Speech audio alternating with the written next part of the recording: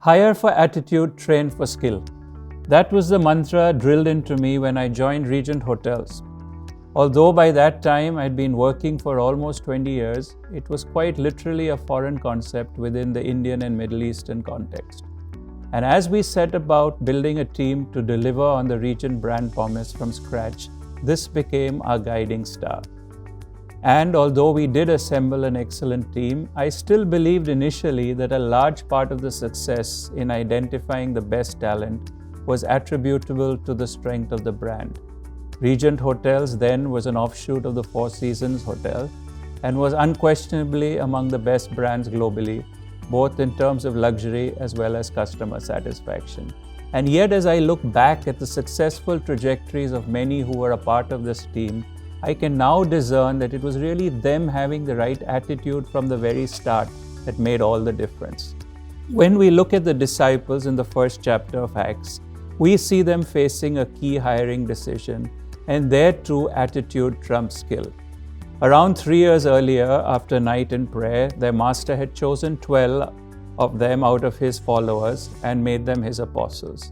Now, after discovering that one of them was a traitor and that another was scared of a servant girl, and all of them running away in fear, they're back together in their lodging, re-energized by the resurrection and recommissioned by their risen Lord. Their master has ascended before their eyes and given them a mandate to make disciples of all nations.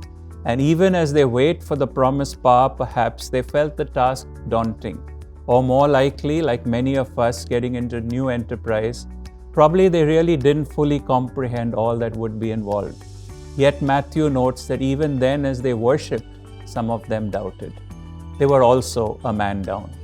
The new organization has just gone through one of the most traumatic weeks in their short history. The founder has left and has been now asked to morph from a local outfit to an international organization.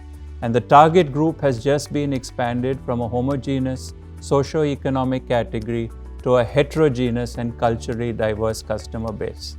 Where can they find someone who will be able to fit the bill? How many rising startups have suddenly plummeted when their founder suddenly has to leave the scene? The organization is still forming, the culture still developing, and the ones that are left to pick up the pieces probably haven't had enough time to imbibe the company's DNA. Most of the time, this results in a period of drift, followed either by decline or a turnaround, but either way, looking very different from what the founder envisaged the organization to be. It's pertinent to note that these unschooled disciples chose to go back to the manual in their time of crisis. Peter, quoting from the Psalm, says that filling the place deserted by Judas was a biblical mandate. He quotes, "May another take his place of leadership." Doing nothing was not an option. Peter then goes on to provide the criteria and job description for the new hire. The requirement was that the person had to be someone who had been with them the whole time the Lord was living with them. He defines the time period that he has in mind so that there's no ambiguity. Why is this so important? With that criteria, the potential talent pool was fairly limited, probably from among the 72 disciples that the Lord had sent out, or from the 120 who were listening to Peter. Undoubtedly, there would have been some overlap. Why not Nicodemus or Joseph of Arimathea? They had shown where their true loyalties lay in the most stressful of situations. In fact, they had remained faithful when the disciples had scattered. Would it not make sense to beef up the team with one of these intellectual heavyweights? They could also open doors, bring in funding, raise capital. This is a temptation that I have often struggled with, and to which I have unfortunately also often succumbed. There is a clear job description and profile, and then a great candidate walks in who doesn't quite meet the stated requirements, but brings so much more. And I rationalize all the things that that person would be able to do rather than focusing on what the job requires. Peter's job description was succinct. The new hire had to have been a witness with them to the Lord's resurrection and then go to the ends of the earth. The profile required someone who had been with them for 3 years, so that they'd also imbibe the Master's vision, his teaching, his servant leadership model. It also implicitly required physical stamina and a willingness to travel. there was also the key issue of attitude.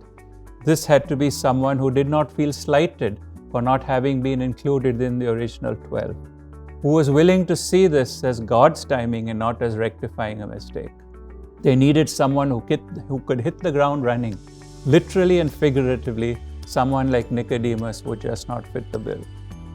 After shortlisting 2 candidates, the final vote is given to the chairman of the board. After screening the possible candidates, they narrow it down to Joseph, called Barsabbas, otherwise known as Justus, and Matthias. And the Lord then selects Matthias. We don't know much about Matthias thereafter, though tradition says that he first preached in Judea and then in Cappadocia on the coast of the Caspian Sea, what is modern-day Georgia, and was finally stoned to death. It would seem then that they made the right choice, that he did have the right attitude and he learned the skills. He was the right hire.